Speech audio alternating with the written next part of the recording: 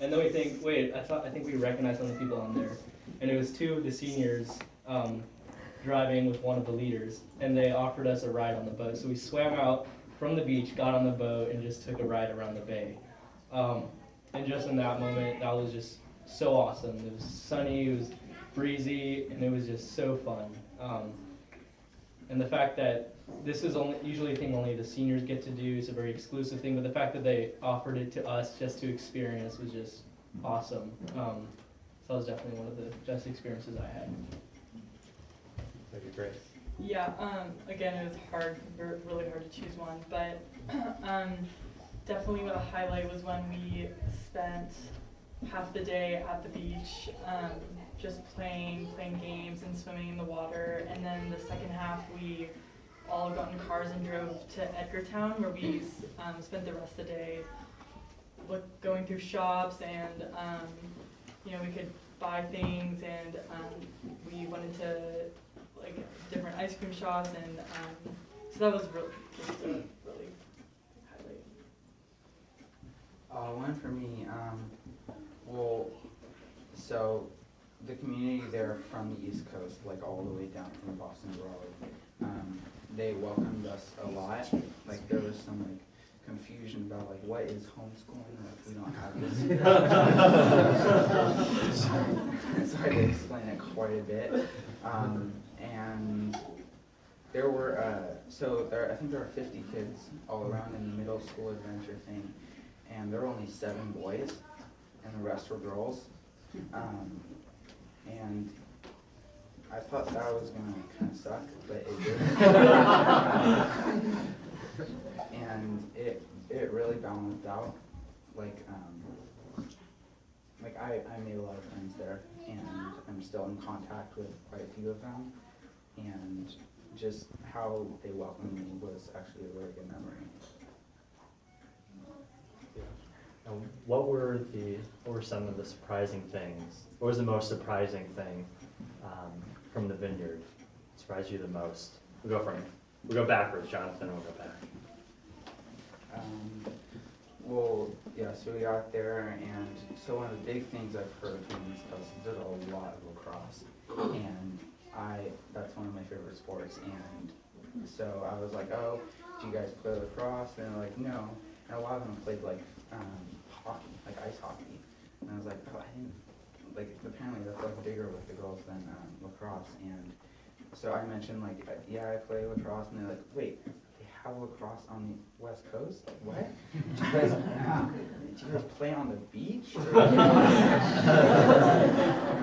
No, we actually do have grass.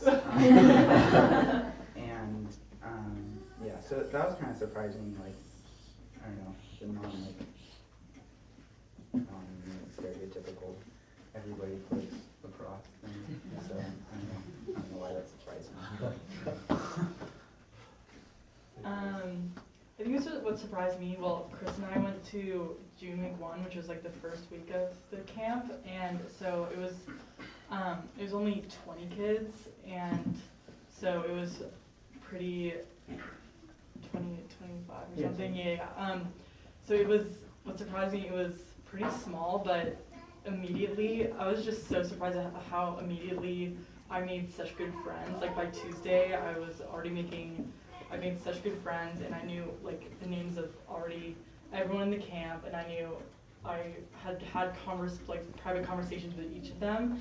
And so by the week, I really felt like we had become like a family, and they were all so, welcoming, and I was just so surprised at how close I formed, like these close relationships I formed with them so quickly.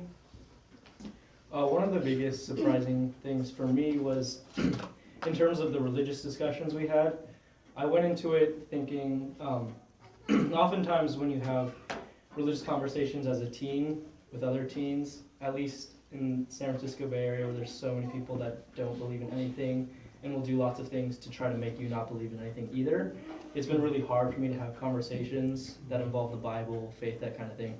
But when I got there, we all started breaking out into these really deep conversations. That was quite surprising. And some of them would go on for 2 hours, and then a leader would get involved, and we talked about it, and it was just awesome to see. how deep you can get into these topics and how much I enjoyed it and how much I got out of it after having these conversations. Yeah, those I remember those cabin discussions. They were Okay. incredible, really good. Jonathan, how did your time at the Vineyard affect your understanding of God's love? Well, I think it was Thursday night.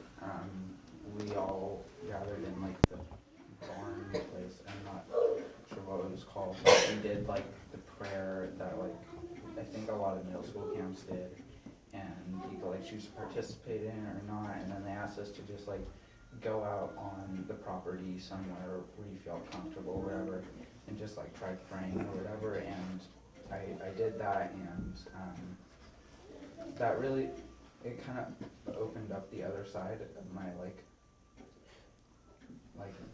religiousness, and like I figured out like you can like have a conversation with God, not just like get advice from Him.